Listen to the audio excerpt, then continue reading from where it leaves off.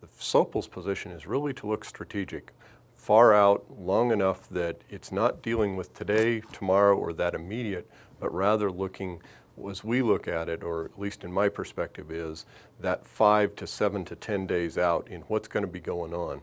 The basically day to 3 days, that's already in the plan, and operations is controlling that. We want to get beyond that, and that's where the SOPL can start to play in.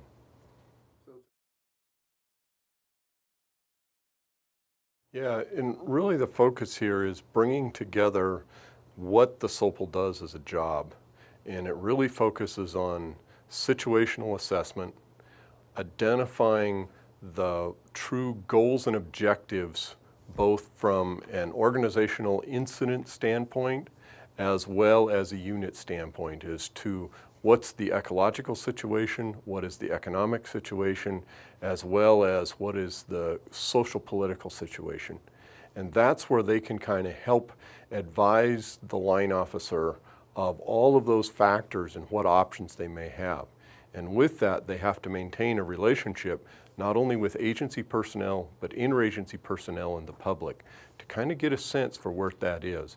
But it really comes back to that situational assessment, identifying what are the objectives and where we're going to get there, having enough operational background to recommend alternatives for a course of action, and work combined with all of the other incident staff.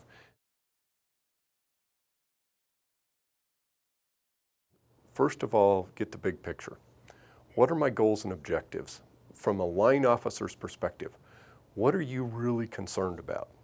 Do you care where this fire goes? Do you care about smoke?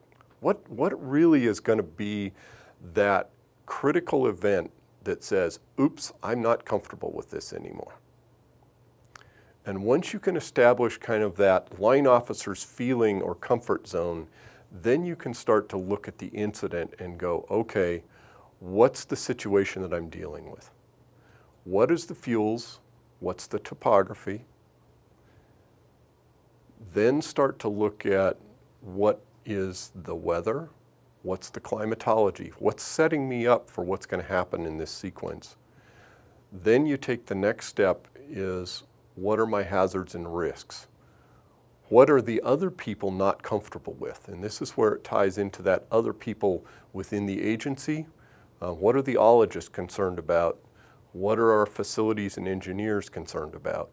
And then the last one is, what is the public concerned about? And that's often the hardest one to really get our hands wrapped around, and requires that integration with the external affairs and some of the local community to get a sense of, what do they care about? What's going to be the trip that's going to go, I'm going to pick up the phone and call my congressman, or I'm going to be a little bit rebellious. Those kind of things all come together, because then you can start to evaluate the courses of action, to look at, what do I need to do to mitigate all of those factors that I just heard about? And then you have to look at it and use that experiences to really go, okay, is this feasible within the operational experience I have? Is it sustainable within the risk and fire behavior? Is it going to work? Because we've got to look out to her. And last is, am I going to cross any of those thresholds that are going to get people upset? And it's not just upset externally that we often focus on, it's upset internally, is what's the staff willingness to do this? And part of this we found is time. People get really cranky when they've been on a fire for very long, especially on their home unit, because they deal with it day to day to day as well as their normal jobs. What's going to be that event that goes, I've had enough, put this thing out, get rid of it, I don't want to deal with it anymore? And that's really the SOPL's thing is, are we going to cross any of those critical issues before we've met our management objectives, whether it's perimeter control and confinement, or whether it's getting it through to the end of the season and achieving the ecological objectives that have been defined by the unit. And so it's a real balancing act, and it changes as other things start to influence. If we get other fires in the area, other events that are starting to put stresses on people, all of those things can interact with one another. And a SOPL's got to be sensitive to that. And so that's been the real challenge with the strategic operational position, is that who do they work for? Because really, they're having an interface with the IEC, they're having an interface with operations, they're having an interface with plans, they have an interface with finance, they have an interface with logistics, because can we get the resources if we write this plan? If we can't, do we need to change it?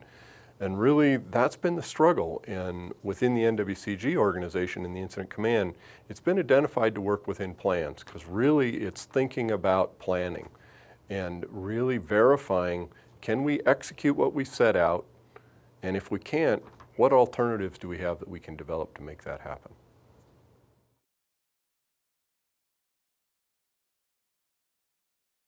We've changed from what was originally driven as we were very defined by jurisdictional boundaries and said, we'll stop it at our boundary. We won't let it cross over to you because you don't want fire. And our partners often with states, counties, and private said, we don't want fire. Fire's bad. It's all negative.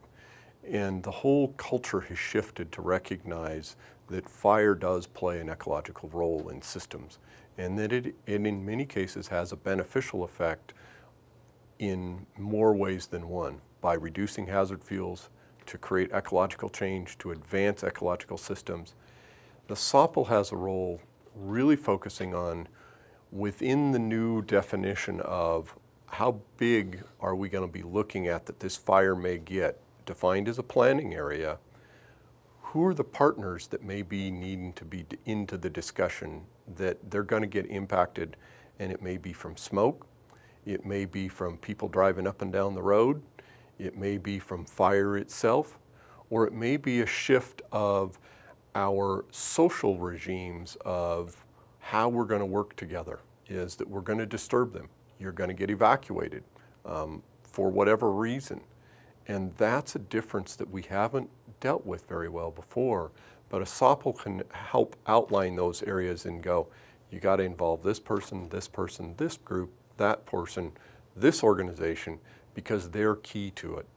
And within that relationship of identifying the goals, objectives, and kind of the sequences, they often have contact with some of the locals that have the key to the fingers to get to those people and can lead to a better communication with that. And so we've expanded our concept from being very boxed in to say fire's not going to get any bigger than this. Now that we've taken this role of fire out of wilderness and natural ecological systems to a planning area, and we're going to incorporate a whole lot more people in this process.